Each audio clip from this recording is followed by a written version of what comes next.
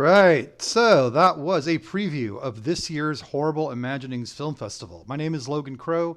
I am the founder and director of the Frida Cinema, and thank you everyone for tuning in. So, for those of you who have been following us, you will know that we have been the proud hosts of an annual film festival called Horrible Imaginings Film Festival. And this would be, I want to say, our fourth year. Miguel, who will be on in a second, will correct me if I'm wrong about that. But they are an institution. They are really part of our family. And obviously, like so much that has had to pivot and change, there was a big question as to whether or not we would be able to benefit from Miguel's incredible knowledge and connections to horror and his incredible curation of horror shorts and feature films. And fortunately, with technology being at our disposal, like many, many film festivals, they have pivoted to a streaming option so that the show can go on, so that they can continue to bring you this incredible film festival. Horrible Imaginings Film Festival has won several awards. It won the Film Freeway Award for one of the 100 best reviewed festivals in 2018. Movie Maker magazine called it one of the 30 bloody best genre festivals in the world in 2019, and also gave it a really, really cool award as far as I'm concerned. It's interestingly worded, but I think it's worth noting. They called it one of the top 50 film festivals worth the entry fee in 2018.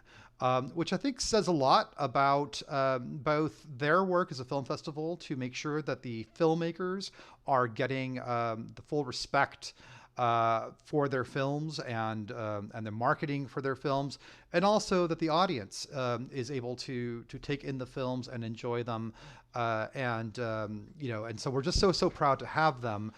This year's festival, like I said, is going streaming. It's coming up September 1st through 7th. And there's just so much involved with this year's event. Miguel has been working so hard that I wanted to give everyone an opportunity to meet Miguel, talk to Miguel, learn a little bit about what he's been working on, what awaits horror lovers with this year's festival. So without further ado, you've seen a little sneak peek at some of the films. Join me, please, in welcoming the amazing Mr. Miguel Rodriguez. Welcome, Miguel. I'm welcome. You're always welcome. Hi. How's it going? I'm alive. Yay! How you doing? I'm well, thank you. Thank you for that lovely introduction. This course. will be, though, I must say, Third? Our third. Okay. Yeah. It feels like you guys have been there from the beginning, but I was thinking I'm like third or fourth, but yeah. For intents and purposes, it does feel like it has been the entire time. Yeah. Just because the partnership has been so solid. But yeah, surprisingly, only third. But keep in mind too that 3 years has included things beyond the scope of just the festival. It's included several times I've gone up to moderate Q&As, the Campfire Tales series, and other events that I've done. At the Frida, either in partnership with a group like Horror Buzz or just on our own. So it feels longer because we've done so much together.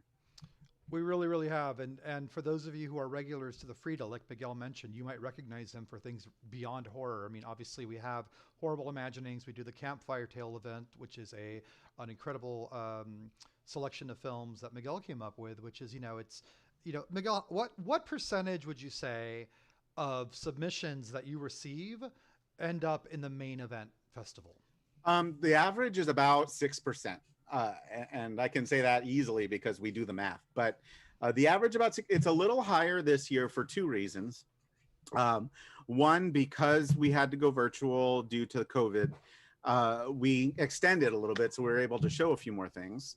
And two, also because of COVID, we had fewer submissions. In fact, we had about half of what we normally get. It really kind of slowed down to a trickle around late March, early April, which, that's about the time. I think what really, made people nervous about submitting was South by Southwest canceling. When that happened, everybody was like, oh my God, this is real. I don't know the exact percentage this year, but also the Campfire Tales series is able to give a platform to more short films anyway, That than we used to be able to do. So that's good too. and that's why I asked, because I thought that that was a great idea. The concept behind Campfire Tales was, and I would imagine as a curator, and just as a programmer, as someone who Mhm. programs for the theater, it's painful sometimes to have to put a film aside because you've only got so much room, and Yep. and there are some films that you just want so desperately to champion, but you have to make decisions. And the idea of Campfire Tales was to give opportunities for some of the films that didn't make it into the Mhm. main festival but are worthy and incredible of an audience, an opportunity to still present them and to put them on the big screen to a horror Yep. audience. And so there are four of those throughout the year, leading up to the main event. So it's just a Mhm. consistent sharing of incredible films, and we love having the Campfire Tales there. And then beyond that, like Miguel mentioned earlier, Miguel has been incredible enough to moderate many panels beyond horror, Mhm. because he's just so great at it. And you're looking at Thank someone who you. loves the art form of cinema. I'm going to Right. say real quick too that for those of you tuning in, every once in a while, Miguel, I'll just kind of look at the chat and see if anyone's got any questions. You're always welcome to ask questions live on the YouTube chat. So far we've got Laura. Hey, Logan. Hi, Laura. How are you? Dread Central On the chat. says, uh, I'll have to explain that one to me. Miguel, Laura loves you. We know this. Love you Jeffrey too. Alderman says he's playing on 3 devices. I feel like the Matrix. And hi, everyone from Horrible Imaginings. Okay, so at any point, if you have questions or comments, jump in. So tell us a little bit about, while we are, and while you tell me, I'm going to just kind of show some photos from last events. Okay. I mean, obviously, there is, as with all festivals, there is an interactive element that risks, I should say, being lost. It's one of those things that you can't completely replicate when you go Mhm. virtual, but you have worked on finding opportunities for people to stay connected through the next 7 days, through the first through the seventh. So tell me a little bit about what you've put together for that. Yeah, so this is actually a complicated answer because it's been one of the biggest challenges is how do we keep a community live? How do we keep a community alive and feeling like we're connected? Because that's one of well, I would say the number one reason I do this is not only to spotlight this work, but to give it the opportunity for a conversation between the artist and the audience.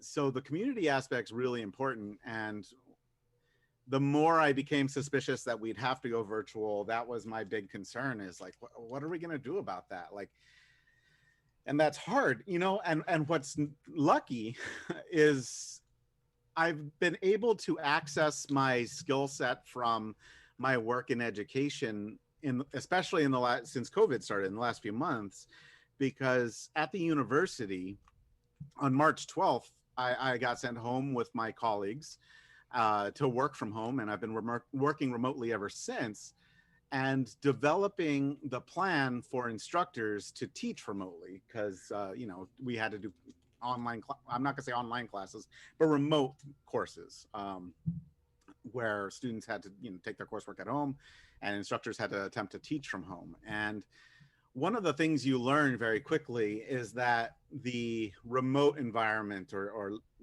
interacting remotely, if you try to just do the same thing you always did in person, it just doesn't work. So you need to really examine what makes this environment different and what are the strengths, because it's we're very prone to just looking at everything negatively and looking at all the problems, but there are strengths. So I told my team, I was like, what are the things that we can do remotely that we can't do in person? And that's one of the reasons we extended so very easily. We could go beyond just 2.5 days, right? So we extended, we were able to show more things. That's number one. We're able to have longer conversations with our filmmakers.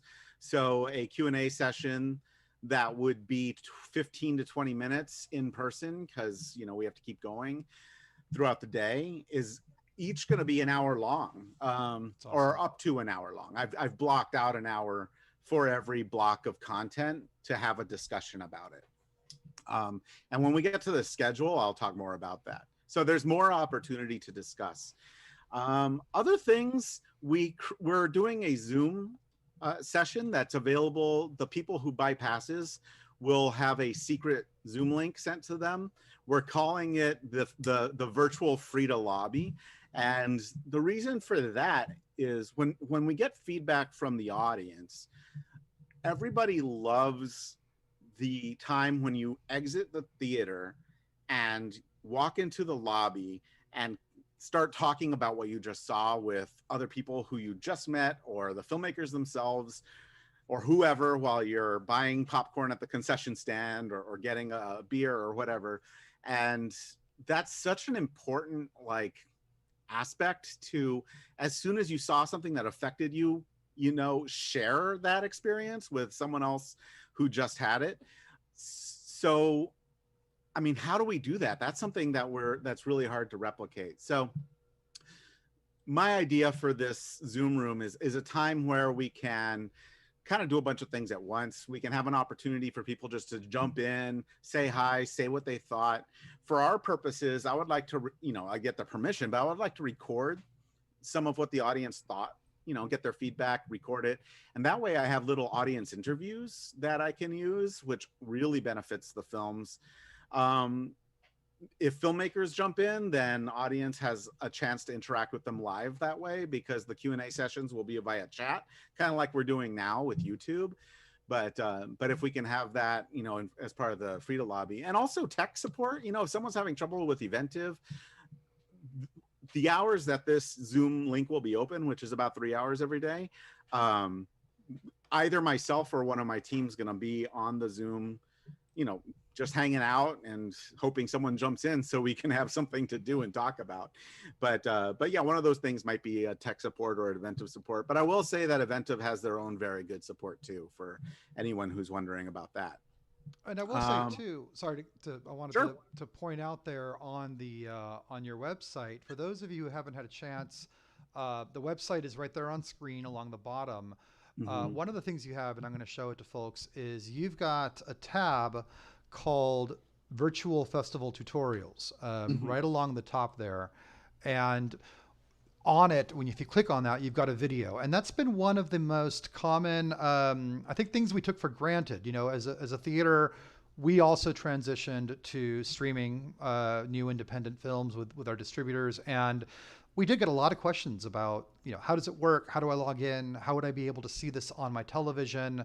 And so, I mean, you really, really took all these things into account and created this, tutorial video to just sort of show people how to navigate the world of streaming cinema, because it is new for a lot of folks. And I do think we take for granted that folks would be used to that. It's not as easy as jumping on your Roku, but it also is, because talk to us a little bit about Eventiv and the fact that you will be presenting the films in such a way, and this is a common question we have, that you can see them on your television and in a way where you don't have to whip out the HDMI, Yes. that there is an app for this.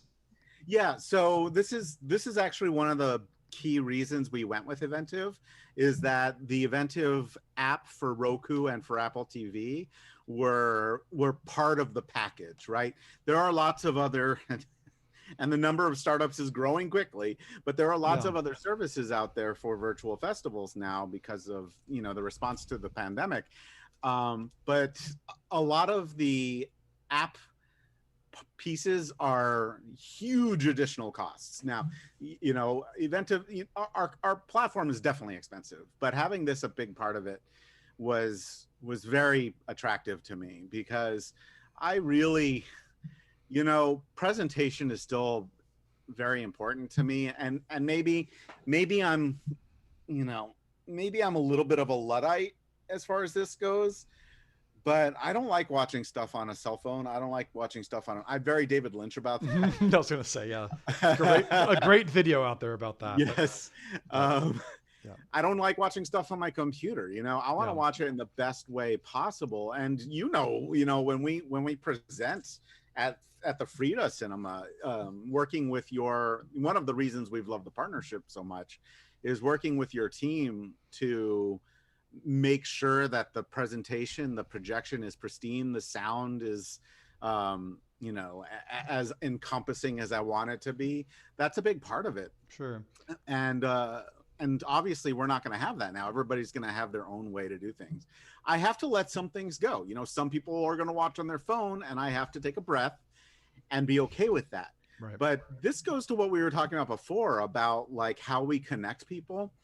Um, one of the things I learned from my teaching, my education life is you need to be flexible, right? You need to allow for different types of audience. In the education world, we would say different learning styles. So, you know, one thing that I did was I, some people are going to want flexibility and want to be able to watch things whenever they want. And some people are going to want to watch together that feels more like a festival where we're all kind of watching the same thing at the same time. So I designed the schedule to accommodate both of those particulars. And the tutorials here is the same way. You know, I only made the videos are about 2 to 2.5 minutes. They're very brief. And one of them does mention, actually, I think a couple of them mention, the app is called Eventiv. And so you could download it now at the Roku store or the Apple TV store. And also you can still cast if you know how to do that, and you can still break out the HDMI. So there are other ways, but the easiest way is certainly the Eventiv app.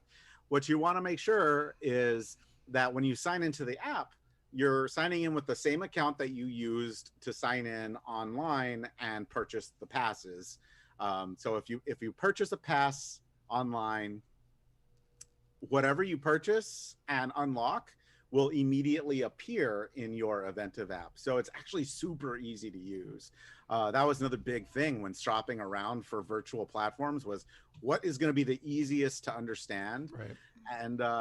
And this is pretty user friendly. That being said, you know, a big benefit to you and me was being able to do the summer Campfire Tales series with Eventiv, because that was a big, I mean, it was great. I think we did very well. But it was also, I hate to say this, but it was what we call a pilot, right? Yeah. We tested it. And there were definitely some people who were like, oh, this happened, or I couldn't figure out that. And I used that data to make these tutorials. Yeah, no, for sure. It was a trial by fire.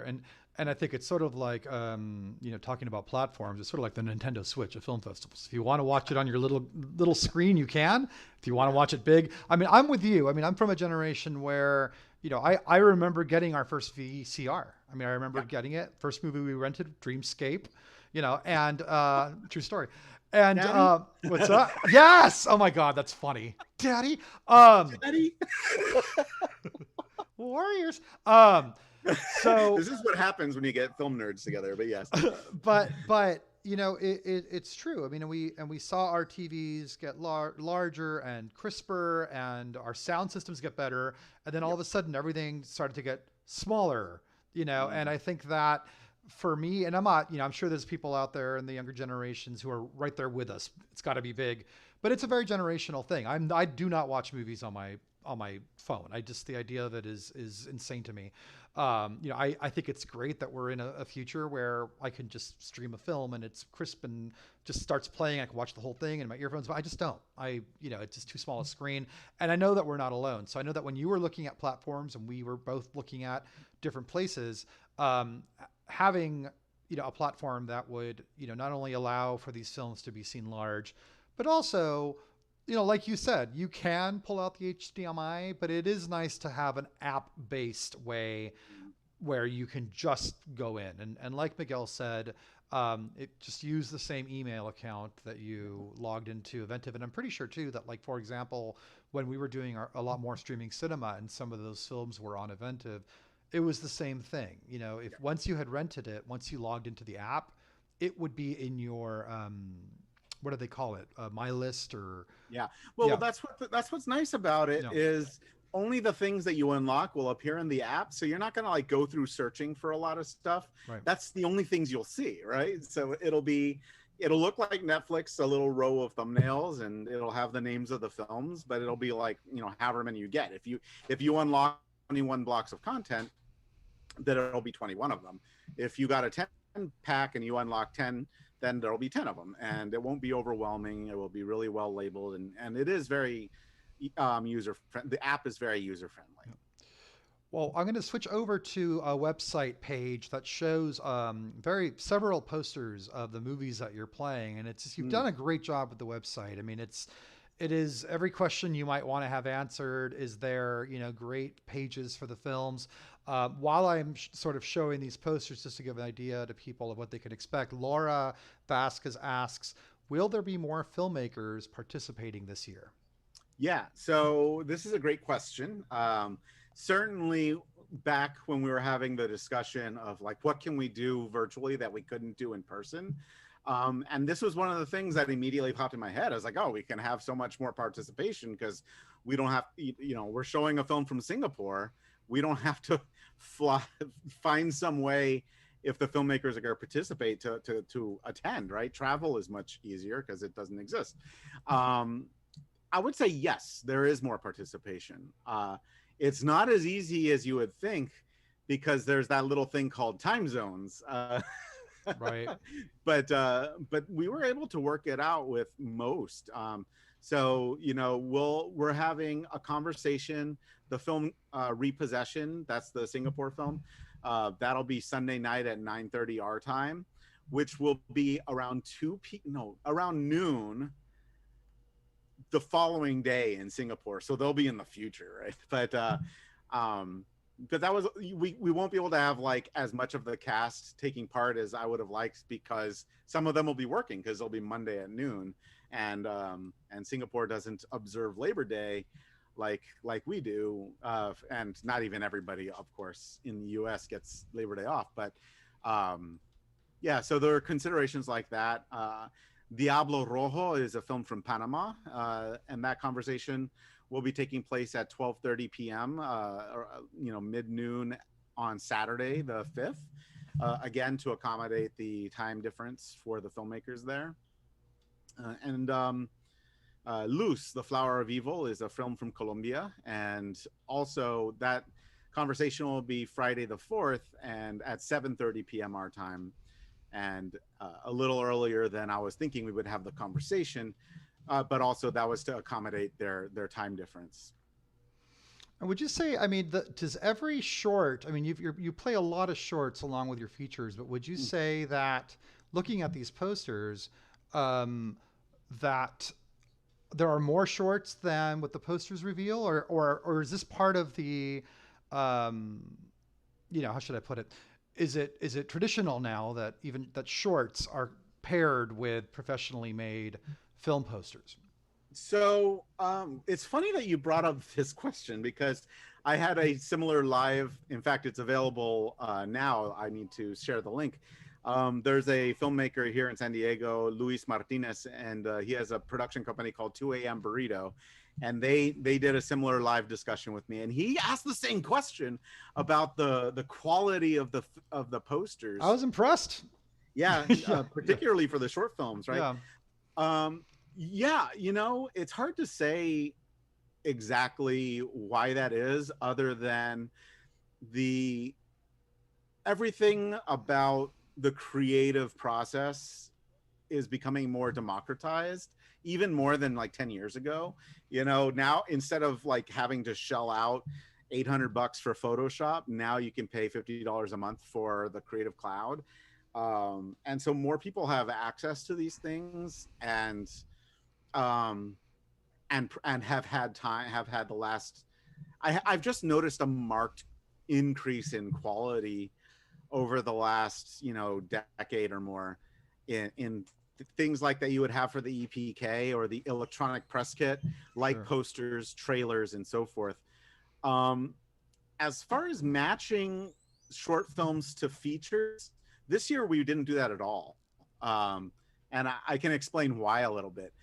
When we meet in person, I love it when a feature says it's like an hour and 10 minutes, because I'm like, oh man, I could fit a couple more shorts in there. Right. And then we can find shorts that like really, go with the feature pretty well. And then we can, thematically link them in some capacity. But we didn't do that this year. And the reason for that is because it's virtual, you we can't really set it up so that a person can watch the short and have it seamlessly go into the feature. uh, it really treats them as separate. And I feel like that if someone buys the ticket for the feature, then a lot of people would just say, oh, I just want to watch the feature, and we'll forget the short, And so I feel like that's doing the short a disservice. So this year, we have the short film blocks, which are thematically grouped. And shorts are with shorts, and the features are pretty much, they're by themselves. Excellent. We'll talk about those groupings in a second too, Yeah. because I'm sure people are wondering about how you group them. Really quickly from the But the notes, posters are largely awesome. Makji Tazal says, "Hi Miguel, I'm too old for films on phone. Not like I'm a luddite. I just literally can't see the films on a phone. Yeah. I'm with you there. And if there's subtitles, forget about it." All right, And so all right, I'm sorry to stop you. what's up? One of our this is one that kills me because I can't wait to show this film, but it's one of our Campfire Tales selections for this year, so it won't be until December until I can share it, and it's so good. It's oh gosh, it's called, I think it's called something like The Thing with the Green Glowing Eyes. Ugh. I'm getting that title a little bit wrong because it's a really long title. It's such a great film, but there are these wonderful wide shots where you see like the thing with the glowing green eyes way off in the distance. And if you watch that on your cell phone, you kind of miss the beauty of those wide shots. Because it's just too small. Like, can you imagine like Lawrence of Arabia? No, no, of course. Omar Sharif. It just how can Right. you do that? And anyway, I'm with you. And I wanted to show too on this page with the posters that it's really great because what you've done is, and again, you might say, well, yeah, that's obvious, but it is, I think, not something everyone would do. And I think that's worth noting that, you can click on the posters and it will take you to a page that breaks down the film, a little bit of information about if there's a restriction as to when you can watch it. So, for example, I'm on the loose page right now, and it's saying it's only available to watch in the Southwest region for the 24 hours of Friday, September 4th, just to give you a heads up. But information on the film, information about the discussion, information on the director. It's just incredible how detailed, how the trailer link, how much effort has gone into letting folks know what it is they're going to watch, and learn more about the artist behind them. And that's true for every page on here. Laura hasn't slept. Is that about Laura Vasquez? Because I am convinced, Laura. I'm convinced, Laura. I know you're watching. I'm convinced you don't sleep. so You're like me and Miguel. You're up all the time. But no, I love this. I mean, it's a great man. touch. And again, you might say, well, duh, but it's a step. I mean, it's a choice, and I think it's something worth noting. The history of nipples. Oh, the There we history of go. nipples. That's a great film. It's a fantastic title. Yes, it is. So Yeah. I don't know how obvious it is. Speaking of not sleeping, yeah, getting all of this information on here requires losing a lot of sleep. Basically, I made these the same way we do our program magazine. I wanted to have the same kind of information. The amount of information we have is directly tied to, how much information the filmmakers have provided, which sometimes can be a challenge to get, or sometimes it depends on the filmmaker, right? But I will say, I've worked with a lot of film festivals over the years, and it is not that common for that much information to be given about the short films. That's usually reserved for the feature films. And I told myself when I started that I was going to give our short films the same attention and promotional capabilities that we gave our feature films. And I'll be honest with you, the shorts are like my favorites. I love short films. I think for genre in particular, the short film format is very effective. Also for our mission statement, which is to explore art that expresses fear or anxiety, short film blocks give us the opportunity for a greater variety of not just, different fears, different anxieties, but different points of view, different people behind the camera, different people telling the stories. So short films for me are very important. They're critical. They're not like a bonus to the event. They are the event. Feature films are, of course, important, but I don't think short films are less important. I really, really appreciate them. I full on appreciate that sentiment and that idea too. And at the Frida, we're 100% on that as well. On that same question of blocks, Jeffrey Alderman asks, are any youth and student block really going to freak us out slash hit us with some heavy? So the youth and student block is very excellent this year. For anybody, like I said earlier, I'm an educator, so this block is really, again, very important to me. Uh, it is kind of split in two sections. We've got the under 17 section and we've got the adult section because, we've got some student films that are like master's theses projects that are like Progeny, right? Which is a really, really wonderful science fiction dystopian film. I can't wait to share Progeny. But as far as Jeff's question, so one of the under 17 films is from, I believe he was 11 when he made this. His name is Oscar Bailey, the director. It's called Blood Feast, like the H.G. Lewis title. I don't know if that's a reference or not, but let's just say that it will disturb you. And I think in particular because an 11-year-old made it. I'm pulling up the page to that one right now. Nothing could ever disrupt the idyllic, tranquil countryside village until one day a missing person poster appears at the local deli shop. Very cool. That's awesome. He's from Australia. Yeah, it's Australian. Yeah. So it's an Ozploitation as well. That's fantastic. And I mean, and are all of them or most of them submission based, or are there films in there that you discovered out there and reached out to the filmmakers to submit or to consider submitting? So almost everything was submission based this year. Fantastic. Actually, so I will say that even the one I was going to say was the exception was submission based because the filmmaker still reached out to me and submitted it, but not via film, not a traditional means. And that is the documentary Hail to the Deadites. But everything else came from the submissions. So I think this year was our biggest ratio of only looking at submissions, which I actually am really proud of, That's fantastic. Yeah, we've always had a couple that we've reached out to distributors. I will say though, because of COVID, a lot of the features we have are really excellent, and because of that, a lot of them have been picked up for distribution, and got some because of COVID got rushed through more quickly than normal and kind of bypassed the festival. Some of them kind of bypassed the festival circuit altogether. So there are a couple of things that now have distribution, and we're very proud of them. And some things we weren't able to. There are a couple of things we weren't able to show. One of those titles called Uncle Peckerhead, which got picked up by Epic Pictures. Yeah. We co-presented a special screening with a discussion back on August 11th, and the people who bought passes to Horrible Imaginings were able to partake in that. But that was one of those as an example, right? It got picked up for distribution. Diablo Rojo, the Panamanian feature film, female directed by an amazing director, Sol Moreno, who's starting her own horror film festival down in Panama at some point. That movie's amazing, and it just got picked up for distribution too.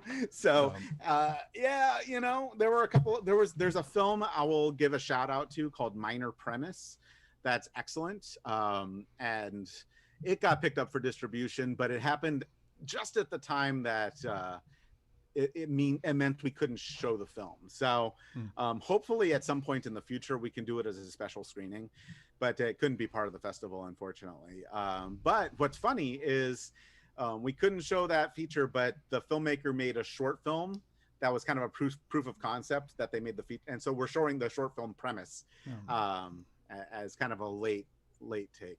But you know, this whole pandemic and everything about it has made the process of selecting films and actually being able to show them very challenging, and working with distributors very challenging. So yeah, it's been crazy. Yeah, and I appreciate you sharing some of that, because that I have been curious about a lot of the back end with this transition, and I do want to say that as someone who I think we share that the show must go on spirit, Mm. and as someone whose own organization pivoted and looked for new avenues to keep the show going with streaming and then with the drive-ins, it would have been easier to put everything on pause for a Yeah. while. And I really commend you for, I mean, I'm sure it's been a massive learning curve.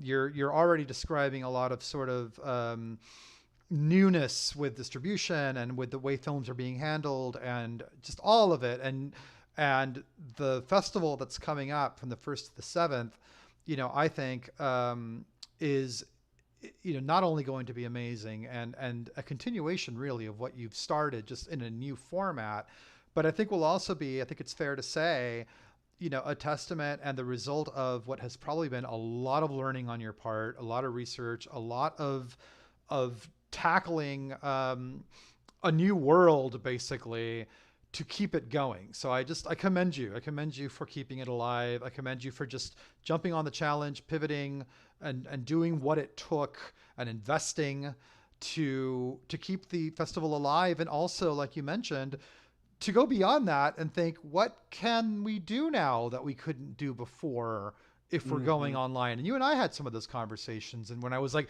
well, Miguel, you don't have to stick to 3 days anymore. Well, Yeah. now you can play more movies. There's a plus to all of this. There are things obviously that I'm sure you'll miss, that I will miss. Looking at those photos, you know what I mean? But the soul of the festival continues, and the selections look incredible. From the notes on that note, Laura mentioned that she loved Butterfly from last year. Oh yeah. Okay. So that film. Okay. So So Butterfly was one of our youth and students last year, directed by a, I will call her a young woman. I think she's 13 now. She might be. Filmmaker's name is Ella McKeon, and we have another. She has another short in this year's youth and student block called Pogo, which is very different from Butterfly. hmm, But Butterfly definitely is, even, I won't even say for a youth directed film, like anybody making this film, it's a wonderful film. So if anyone can see it, it's like 2 minutes long. It's very good. and I also want to say, so about the distributors thing, you know, one benefit of this, Logan, is that a couple of the distributors have started to show interest um, in possibly doing special screenings like in October or November with some of these films. And now that we have this platform through Eventiv, I mean, we can start doing more things like that, where we could do things like we did with Uncle Peckerhead, hmm, where we show one film at with a conversation, a live discussion, and just do a split with the distributors. There are a lot of possibilities that are opening up now. That who knows what the future holds. And as far as like all the credit you're giving me for the pivot, I have to give credit to our programming team and the team who help me stay sane and make this happen. yeah, The programming team, especially because of COVID, my life got crazy. Like my work went from 6 to 8 hours a day to 12 to 17 hours a day, sure. um and so it really made getting the festival off the ground much, much harder, and getting it programmed and getting everything that was submitted watched. It made everything so much harder. And our programming team not only helped, you know go through all of those, but but but helped me at the 11th hour. We normally try to have it programmed by Comic-Con time, which is mid-July. We went right up to the deadline of August 1st this year. We've never done that. Yeah. just because I mean, we were out of time. There was just so much to do, and it was them, and it was all of the help that you have given. You know, it's been a team effort. It's been much more than just Thanks. what I've done. So I have to give credit beyond just myself. Absolutely. You have an Yeah. amazing team. You absolutely have an amazing team. Dread Central. Hey, Dread Central. Thanks for chiming in. Yeah. Wrote 100%. I think that was around the time we were talking about watching films on the big screen versus small screens. If not, correct me, Dread Central. But Jeffrey Alderman said, wow, yes, Butterfly was incredible. Is there any possibility of Sunday being able to nail agreements and sell collection of all shorts later on DVD, charge a lot and make money? And then, Um, oh, well, I want them because I want them, he says. Yeah. well, like, so this is a harder question than I know. I you. was going to say, talking to Uh, a few other people who program shorts, we've had that conversation. It's very hard yeah, because I of mean, there's a distribution. lot. Yeah. Well, first of all, like, I'm going to take the make money part of that question and say that, like, we'd be lucky to break even. Um, but it's possible that a little money can come in. I don't know. Um, it depends on how that happens. I can say that we've got people on our team, one of whom I know is in the and Dread Central cleared up that the 100% was in response to shorts being lifeblood of the genre, which I agree Absolutely. with. But yeah, I know that one of the people on our team is in the chat and is listening to me say this, that he's been gunning for something like this for a long time, having like a Horrible Imaginings DVD presents, collection of short films. And I'm absolutely open to the possibility. It's very challenging in this world of uncertainty, not just the pandemic, but the industry in general and what you do with short films. And we have these like Alter, right, which is one of those platforms that has given short films a real boost in viewership. We have a lot of Horrible Imaginings alumni who have stuff on Alter now, and they have tons of views through that platform. So, but I know having a DVD with our logo on it would be really cool. Yeah. And it would, we could have additional content and special features. So there are things I would love to do, but there are lots of boring behind the scenes things regarding like what's exclusivity like, and how is that going to affect its visibility in other markets, Sure. and blah blah blah blah blah. It's complicated. But this will be the first year that, in essence, folks, and correct me if I'm wrong, but for the most part, with some exceptions where you'll say so on the event, folks will essentially have a virtual DVD collection of these shorts that they can watch for a week. Correct? For the 1st through the 7th, with exceptions which you can read as you click through the films. Yeah, I mean, basically, yeah. Yeah, so the short films are available the whole time. That's one of the flexibility pieces I was talking about before. And with short films, that's a little bit. It's a lot easier to do than with feature films, where the availability of it is incumbent upon the filmmaker or the distributor. Like, so you mentioned Lose the Flower of Evil earlier. The distributor gave me a 24-hour window for that. Hail to the Deadites, the documentary, 24-hour window for that one. Those are the two most stringent. The others kind of vacillate. Some of them are 48 hours. Some of them are like 96 hours. That's why, the film guide page that you showed is very useful. And also our schedule page, which kind of we blocked things out according to time and day. We do have listed on there how long those feature films are available to watch. But and it looks like you have maybe one or two where it's regionally restricted, right? Well, we're geo-restricted for the whole festival. Okay. So the whole festival is geo-restricted, and there are reasons for that. I actually have a whole page dedicated to why we're geo-restricting, because the questions come up. But it's funny because I've had people from other states who are like, "Oh, I really wanted to take part," and I didn't know who these people were. And I'm like, well, where are all the U's in California, right? And then Is it because it's a forbidden fruit that you want it?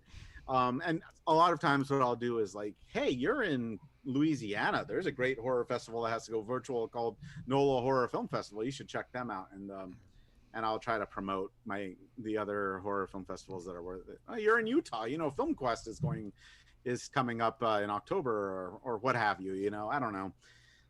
It's a challenging one. We did a very, what I think is strict geo restrict. We didn't do all of the US. Like Fantasia's happening right now, and they geo restricted to Canada. So in the US you can't partake, but basically all of Canada you can. And again, a lot of this is to avoid ruining the distribution chances for your films and the exclusivity chances for the films. Getting too much exposure can be hurtful for a film. So that's part of the reason for geo restricting. Way back when we were starting this, I was very concerned about festivals going remotely, because suddenly these different festivals that I've always considered partners are going to be taking up the same space. And that's also part of my thought process. I still think, we cater to our region, and frankly, we're serving a much bigger region by doing the Southwest and West Coast than we were when it was just at the Frida. But you can tell from my rambling and nebulous statements here that this is something that I'm still struggling with. Well, you're in the middle of it. I mean, it's Yeah. coming up. You've done it. It's coming, but I'm sure there's still, that sort of transition continues. I want to get to tickets in a second, but first, I understand you've got something to show us. Earworm. Tell us about Earworm. Are we bringing up Earworm? Yeah. Okay. So, yeah. Oh, you buried the lead. Yeah, no. So you offered a chance to share a short film. I couldn't share one that we're showing this year. However, we are showing a short film this year called Tea Time, which is very entertaining and hilarious short film. It's part of a block called Twisted Innocence, and the director, her name is Tara Price. She was in the chat earlier. I don't know if she's there now, because she's living on the East Coast now, so it's pretty late for her. But she showed a film, I think it was in 2015 at Horrible Imaginings, called Earworm, and it's so good and so entertaining. How do I want to give this a good introduction. In fact, I wish we had invited her to join us. There she is. Yeah, she's on. We got lots. Yay! We got lots of hearts. Yeah. So first of all, you know what an earworm? I want to ask you this. Do you know what an earworm is? Is it a song that you just cannot get rid of in your head? That's Tom's Diner by Suzanne Vega type thing. I love that was your example. That's mine. Yeah. So yes, precisely. And the reason I asked, I knew what it was, of course. But apparently there might be some like regional unfamiliarity with that term, because from my discussion with Tara, a lot of people ask, what is an earworm? A lot of people didn't know what that meant, apparently. I'm wondering in the chat, I'm gonna ask the chat, like, if you in the chat did not know what an earworm is and that it means getting a song stuck in your head, don't be embarrassed. Let us know. I'm curious to see, like, if anyone does not know what an earworm is. But yeah, so were people expecting something out of Wrath of Khan? I mean, why the? Well, you might be a bit on the nose there, actually, okay, when we watch this short. So we should watch it. The other thing I will introduce is it's a one-man show, basically. You've got one actor, and he kills it. It's Ernie Thomas, who you and I are of the generation, my friend, who probably tuned into a little show called What's Happening. Ernie Thomas played Raj on What's Happening. Wow, with the glasses. So we get Raj back for this short, and he's just so good in it. And also I wanted to choose this one because I do get people who tell me, is like, well, how scary are the films in your festival? And it's like, well, some are, I guess. I'm jaded, so it's really hard to tell. I really don't get scared at anything. I try to, but I'm not really looking for things to scare me anyway. I'm looking for filmmakers to express what scares them, which is a different thing, right? But we have, because our mission is to showcase things that are expressing fear and anxiety, you can express that in different ways than just like jump scares or axe murderers or whatever. You can express it in a funny way, sure, or in animation or in a musical. We've shown musicals. So this is basically a comedy, and it's very physical comedy. But it might be cringeworthy to some people, but it is all entertainment, and that's about all I'll say about Earworm. We should go ahead and so we're gonna get that started. It's about 5 to 6 minutes, folks. Stick around after the show. I believe, Miguel, you've got some giveaways to announce to 3 lucky winners who are watching, and we'll read through the rest of the questions in the chat. Talk about tickets, so stay tuned. And Tara, thank you for sharing your film with us. Everyone enjoy Earworm.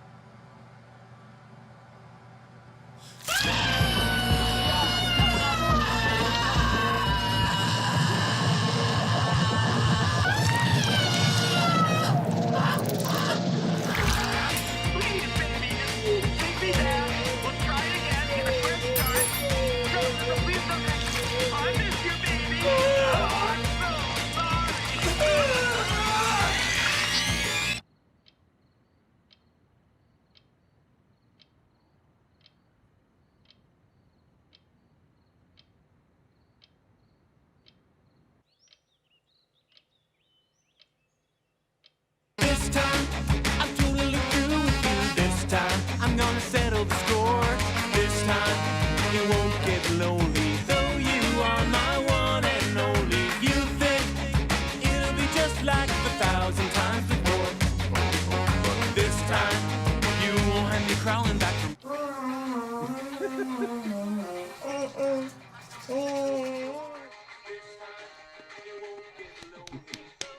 That was fantastic. I, The song. oh my gosh. Ears. Yeah, anything with ears. Uh, well done, Dread Central. That's actually a pretty good likeness there. So Oh, Giselle. Yeah, I hear you. What you say? Yeah, well done. Uh, that was great. Ears and blood and tweezers. Yeah, so just saw something recently that involved ears. Anyway. yeah, it's not without its cringy moments. But By Tara, the again, way, thank you so much. Thank you. Yeah. I should say, yeah, Tara, if she's still Tara, on, sorry. Yeah. I'm sure you're still on the chat. But she also directed a music video. The song is by a band called the Skanks, I believe, and so if yes, you should look for the music video that she directed for the Earworm song, which you might find in your ear. Oh my God, that worm looks exactly Right? like the one. Yeah, that's hilarious. Well, there is a page on your website called Yes. How to See the Festival, Right. which is accessible, sorry, off of the tickets tab there on the website. Talk to us then about the tickets, the various options folks have to watch the Right. festival. So at this point, there you could watch the whole thing, or you could watch just one movie, or we do have a 10 pack. Obviously, it's a bulk price, so a single ticket, which will either get you one feature film or one short film block, is $8. By the way, that also gets you the discussion live portion for that event as well. That even if you just pay the $8, you will still be able to participate in the Q&A session and be part of the live portion of that. So that does include that 10-pack same way. If you purchase any of these pass options, then that will not exclude you from the live portion. I've had that question a lot. That's why I'm focusing on a lot on it. You will see that there is the all access festival pass that includes, it's the Zombie Ranger edition. So this will include our Campfire Tales series for the season 2020 to 2021. Basically what I'm telling folks now who are not in Orange County is I'm going to go ahead and guarantee a virtual version of those, even if we're able to return to the Frida for, say, the February or June editions, which I would like to do. But almost certainly October and December are going to be virtual. But we've had a few people in San Diego purchase the Zombie Ranger edition, and if they can't make the trip, then because they purchased that, we'll have a virtual edition for those as well. And frankly, this year may have put a genie, let the genie out of the bottle a little bit, where we need to consider some virtual component going forward anyway. But Sure. but yeah, getting access to all those this way will save you some money for sure. The $50 all access pass will, I think there are 21 blocks of content, so you're looking at just less than $2 per ticket for the all access pass, and it's $35 for the 10-pack. So it behooves you to get the pass, but I'm happy with whatever you want. Maybe you just want to see the return there. So the return from Canada, it's its world premiere, and it stars two folks from that CW show, The 100. So we've had a lot of interest from the CW fans on that one. So if you're one of those and you just want to see the return, you can see it for $8, and yes, you will still be able to see the live portion. So I pulled up the return for everyone. So there it is, Canada. This is so great that folks can learn about the films too, again, in this fashion. And it's been acquired by Dust. Dust is great. We've worked with them. Mm-hmm. And you have something I believe you had something you wanted to give away to the audience. So I have to give credit here where credit is due, because my wife, Tiffany, her cousin, Jessica McKeon, purchased some passes with the intent to let me give them away. So that's, thank you so much, Jessica. First of all, that's a great way to support us, is through gift giving. And so we have 3 passes to give away. And you had an idea of how someone could claim those for anyone who has not gotten a pass yet. Yeah, so I'm going to turn this over to the folks that are listening, and it could be 3 of you. If it's people who watch after this airs, because this episode will be on YouTube, just whoever the next 3 folks to email me. I am at logan@thefreedacinema.org. My website's right underneath here. So Logan in front of that. Email me with the scene in a horror film that just traumatized your fragile little brain, that years later still gives you the creeps, still gives you the chills. What is the most unnerving scene in horror for you? Email me with that, and the first 3 emails I get, what will they get, Miguel? The all access pass, which wonderful. will give access to everything. So that's great. All the feature films, all the short film blocks, all the live stuff, the Zoom link to join us in the virtual Frida lobby, as well as one thing I haven't mentioned yet. We've got 2 chat-alongs with retro films, thanks in part to the American Genre Film Archive. Yes. And also we've got a remake of the 1962 film The Brain That Wouldn't Die by Derek Carl. It's a really fun 2020 update remake. And we'll be following that up after the Q&A for that film with a live chat along of the original. Both of those will take place on our Vimeo live streaming. That way we can really, watch the film and chat together, which Eventiv doesn't really have that. We can't really do that with new films, but we can do that with retro stuff. So great. What's yours, Miguel? What is the scene for you? The traumatized thing? Yeah. This is, you might hear my daughter too. This is hard because I have been watching stuff like this since I was a little kid.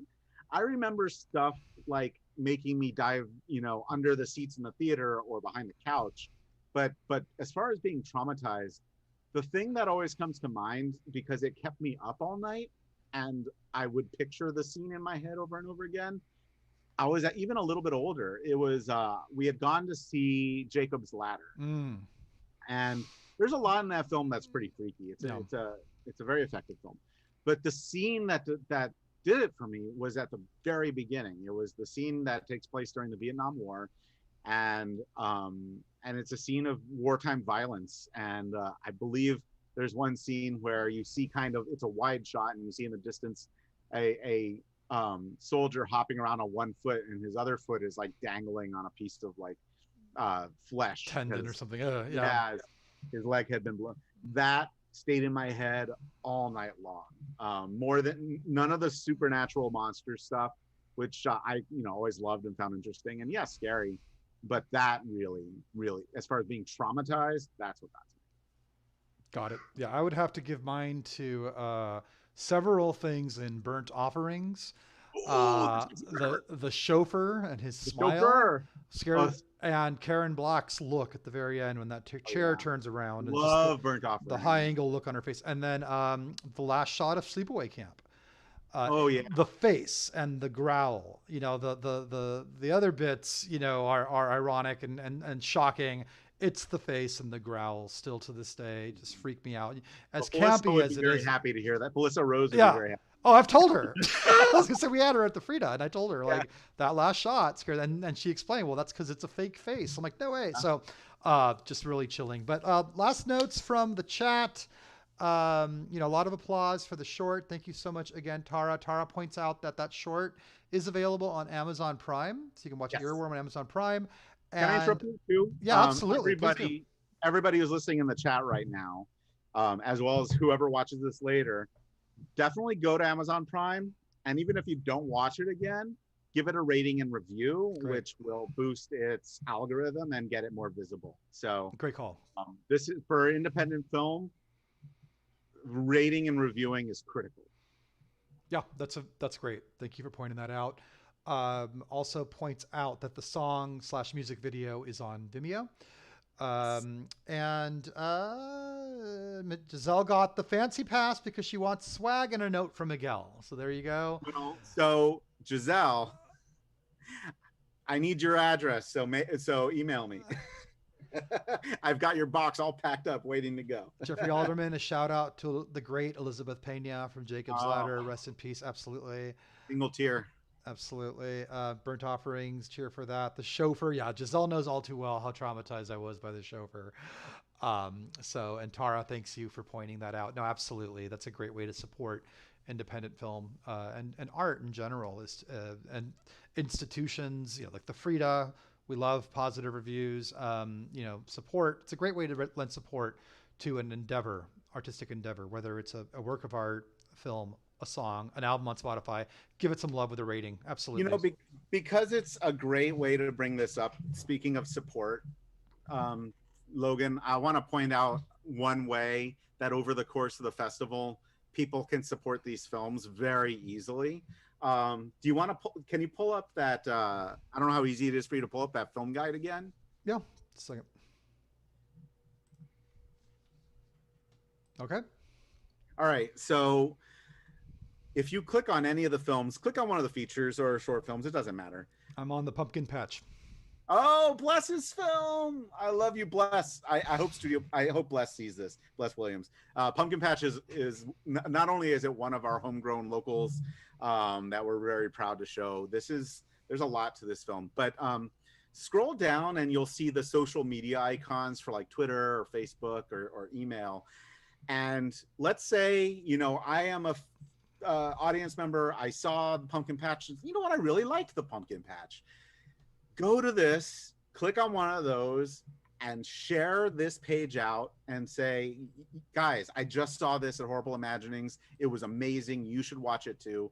And that will send the link to the page to Facebook or Twitter or whatever, where people can watch it. People can buy the $8 ticket or the whole pass. And yeah, of course that would support us. But ultimately, even if they don't buy the ticket, you're spreading the word about that film and you're giving it a platform, especially if you tag the filmmaker, find their handle or hashtag the title of the film or something. That's a super easy way that you can support these films individually. And it's something that when we go back to what can we do now that we couldn't really do very easily when we're meeting in person. And this is one way, like during lunch or something like that, sure, someone could like, oh, what did I see again? Let me tweet that out. But here it's like kind of more at the ready. You can even do it while you're watching, right? So this is such an easy way to spread the word about the films, is just go to their film page, click on the Facebook link or the Twitter link or email. Maybe you've got an email friend, and share that out. That's huge. And yeah, again, if it doesn't turn into ticket sales for us, I don't care. Still do it because you're spreading the word about the films. I was trying to to show by clicking, but because it's a different window, it didn't quite show. But I'll just, Oh yeah. but I'll pull it up here. Take my word for it, people. So when you click on the Facebook, a little window pops up just like this that allows you to share the film. So you can say, everyone check this out, or whatever that is. Twitter, it pulls up a link for the film. That's pretty great, Miguel. Yeah, It's I pretty mean, great. honestly, when I was putting together this Eventiv, all of these Eventiv pages, that was one of the things that most excited me, because it's just such an easy, non-labor intensive way Yeah. that our audience can become um, ambassadors for our filmmakers. You know, even if it's not for us, like they can become ambassadors for our filmmakers in a very quick, one-click way. And I agree, but I want to again give you credit. It is labor. I mean, it's not intense labor, but it's time. I mean, you are taking the time to add well, I those mean, links in. it's not labor intensive for them. Oh, right, right, right. But Labor I'm saying intensive that for I me. think that's why you get this Movie Maker Magazine award for, just an idea, an example of, worth the entry fee is you really do go above and beyond. And, that doesn't just help support, these pages are great for the audience to learn about what they're watching, and really the tutorials, no mystery for your audience to be able to dive into this, but that's a gesture for the filmmakers, and that's fantastic. So just so Every proud to work with day, you. every day Yeah. I ask, when I get to work on the festival and we plan, my question I'm asking myself is, what are we doing to make it worth it to submit to us? Like, and honestly, as the years go by, it's been a harder question for me to answer, and I think it's a harder question just in general for the industry to understand, even if that's deserved or not. Like, there are lots of articles that have come out about, are film festivals still relevant? Are they still worth it? Are they scams? You'll hear that one a lot. Film festivals are scams. That one particularly makes me annoyed because scams make money. but uh, Yeah. uh, but it does, I can get mad about that, or I can look inside and say, what can we do to counteract this perception? And that's what I choose to do. What are the things we can do to counteract this perception? And doing things like this, making sure that we are promoting our films on social media, making it accessible to see them. That's all.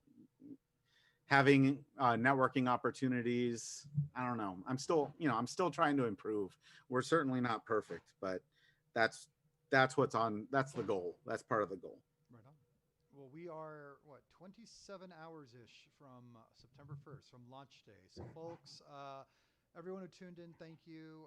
Miguel, thank you so much. I'm so excited about the festival. Please, folks who are watching, share the festival. Let folks know it's coming up. I think that once someone's on that website and really takes some time to look around, they will see the bang for the buck. They will see just how much they're getting for these tickets. Your mic went down a little bit, Logan. I can't hear you very well.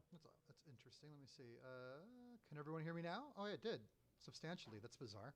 I can hear you. It's just a low level. Well, I have cranked it up.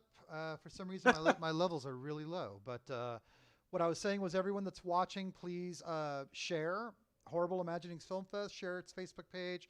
Share its website. I think that it's a tremendous thing that you do, and to keep it alive in this fashion, like you've got my support. You've always had my support, but I want to make sure that and it's been great, by the way, to see that people have responded, and this has been selling tickets, and it's exciting to see. But I would love to get this as large an audience as possible, these films, and your efforts. So good luck. Thanks.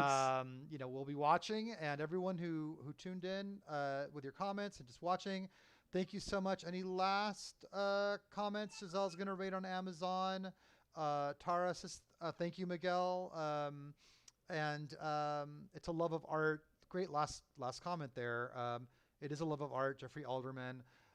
Agree. Cinema is an art form. I am, loud and constant proponent of that idea. And that's what the Frida is all about. So again, it's just a privilege and an honor to work with folks like Miguel, who champion the art form as well, and whose love for the art form and love for the artists behind the art form is evident year round in what you do, not just with Horrible Imaginings, but at Digital Gym in San Diego, with everything you do. So good luck, Godspeed, and everyone, hifilmfest.com. We'll be watching. Buy tickets. Try to get some rest. Yeah. Yes, buy tickets. One day to go. One day to go. All right, everyone. Thank you so much. Miguel, have a very good night. You too. Thanks We'll for see this you next week. opportunity. You're very welcome. Bye-bye. Bye-bye. All right, we're done. That was awesome. Hey. Yeah, that was